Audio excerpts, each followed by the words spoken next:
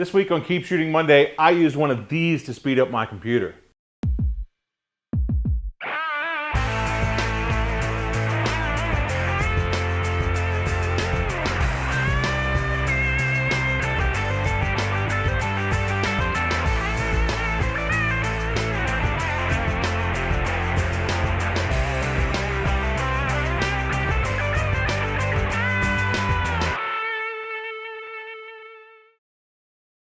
Hey everyone, Greg Cazillo from Cazillo.com. Welcome to Keep Shooting Monday number 44.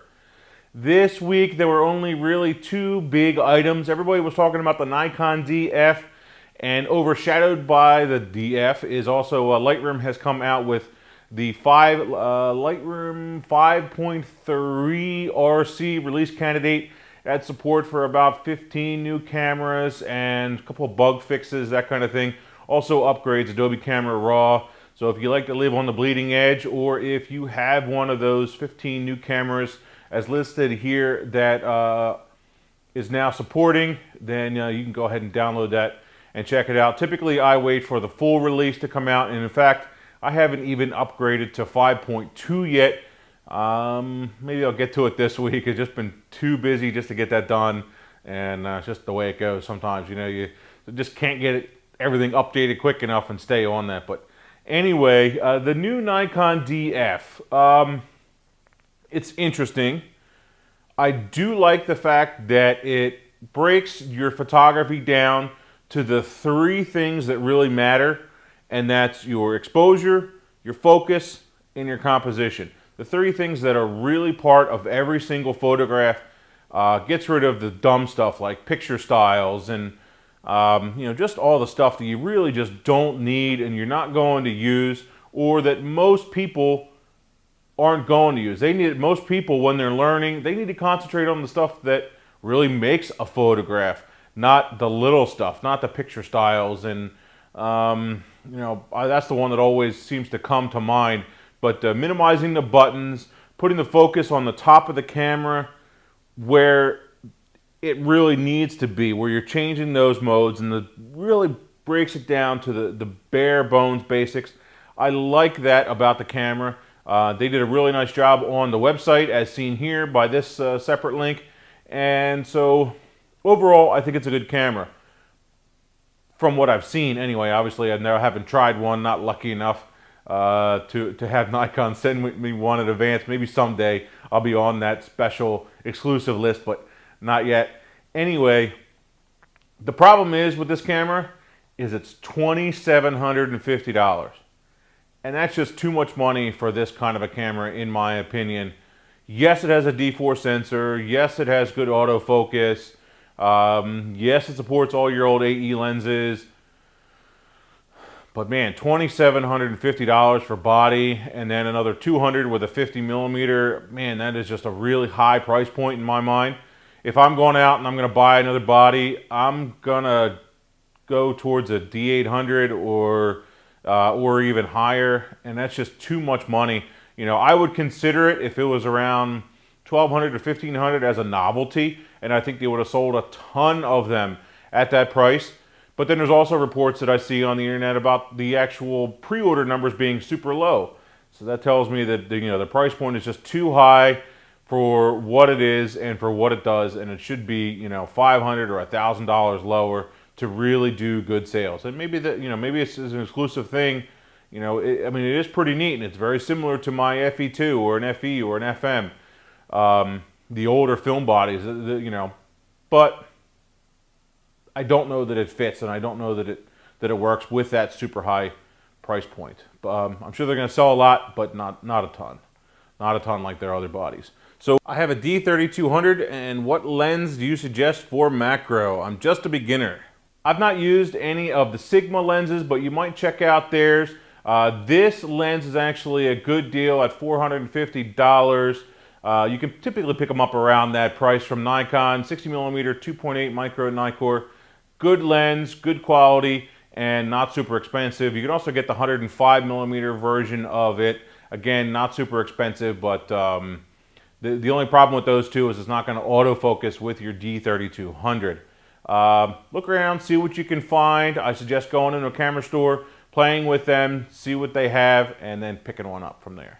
Last night I went out of town to take some photos of the aurora, but all the photos of the sky were red or orange. What can I do to take a black sky at night and also green aurora? Without seeing the actual images, I would have to say that it's probably a white balance issue. So get your white balance adjusted. Obviously make sure that you're shooting raw. Get it adjusted, get it set where it should be, and you're probably going to be fine. That said, it could be an exposure, underexposure issue.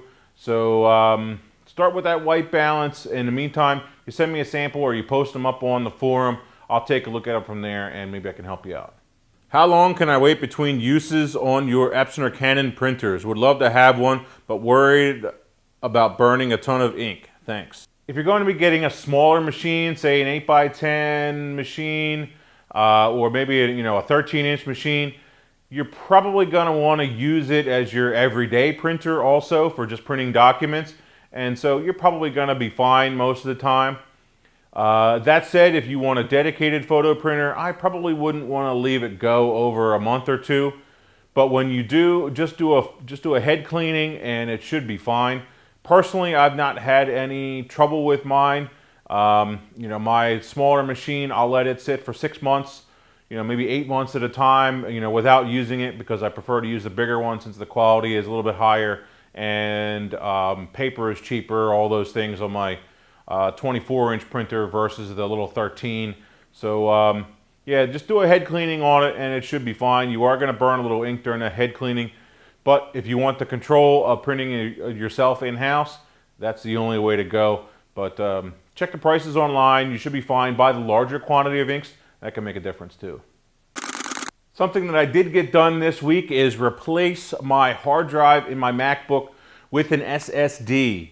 I started out with this one from Otherworld Computing. I think it's actually an OCZ drive, just relabeled, what they call it, private label.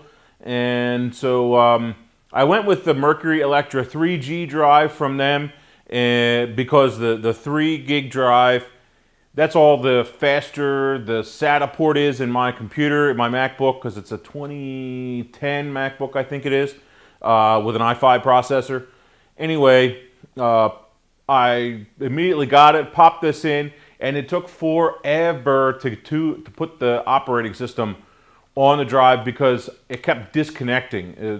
For some reason, I don't know if it's a firmware issue, but there was some kind of a problem where this drive would not connect to my computer. And they did an okay job of trying to help me. Basically, first they said, okay, well, let's send you another drive. And then the second step was, well, it's your SATA cable. Well, it's not the SATA cable when it's connected via USB in the dock that this came with. In the packaging, in the package that I bought, it came with a little set of screwdrivers to take apart the MacBook and the drive itself, and then a case to pop this drive into afterwards. Well, that was $450 with shipping, which is a little pricey for a 480 gig drive that is only 3 gig. What I ended up doing was, after the second one of these failed and had the same exact problems, tried to install the OS, and it would just randomly disconnect, and it would be working for an hour and then just disconnect. And so there's something wrong with this drive. I don't know what it is, at least working with my MacBook. So what I ended up going with is this Samsung drive 840 EVO. Basically, this one has the laptop PC upgrade. So what this does, comes with a little cable you can plug in right into your laptop, pull all of your data over, install the OS, all that good stuff. This is actually a 6 gig drive, so it's compatible with the newer 6 gig and also 3 gig connection. So the next one I buy, maybe I can just move this 500 gig drive over to a newer laptop, and I'm done. I don't have to worry about it, and I can just sell the old one as is. Anyway, 3-year warranty. As compared to this one, it says up to 7 years. I don't know why it says up to 7 years. But anyway, this one ended up costing me $100 less. Bought this one online, and I paid like $350 with this for shipping. It's a 500 gig drive. It's faster. It will actually support the newer technology, so it'll go even farther. Worked really well, easy upgrade. I do like the migration assistant and the installation. Took a couple of hours to get all the data moved over, but when you're moving 200 gigs of data and installing an OS, of course it's going to take some time. So, so far so good. If there's any problems or anything, I'll let you know about the Samsung SSD. One last tip for today is buying batteries in bulk. Now, I still use my rechargeables primarily, but sometimes I go through all of my rechargeables, or sometimes I didn't have time the day before, the night before, to charge up all my rechargeable batteries and have them ready to go. So I always carry spares. And what I do is I buy these huge 48 packs of batteries. Typically I buy them from Sam's Club because they're a really good deal. And either whatever they have, the Duracells or the Energizers, whatever they have is what I ended up buying. But obviously a big, huge pack of batteries like this is not what I want to carry around. So what I end up doing is just taking some Ziploc bags and the heavy-duty freezer-style ones, and I throw a bunch of batteries in here, and then I take the batteries out, throw them in here. If they're still in this baggie, then I know that they're good. I know that they're brand new, completely unused, and ready to rock and roll. I can put them right in the flash or anything else that I need to put them in. But if they're just hanging around in my bag, say I pulled some batteries out, just threw them in the bottom of the bag, what I end up doing with those is put them in a drawer in my desk, and if I need batteries for, say, a toothbrush or for, you know, whatever else, I take those batteries, put them in my mouse, all those kinds of things, and so I'm actually getting all the juice out of each of those batteries instead of just tossing them because maybe they were a little slow working in the flash. But they still have a little bit of power in them, and they're not worth just tossing yet. So that's my tip. I'm not going to carry around all 48 batteries at once. Put them in some Ziplocs, and away we go. I think that's it for today, guys. Hope you enjoyed it. Greg Cazillo, Cazillo.com. Thanks, guys. Keep shooting.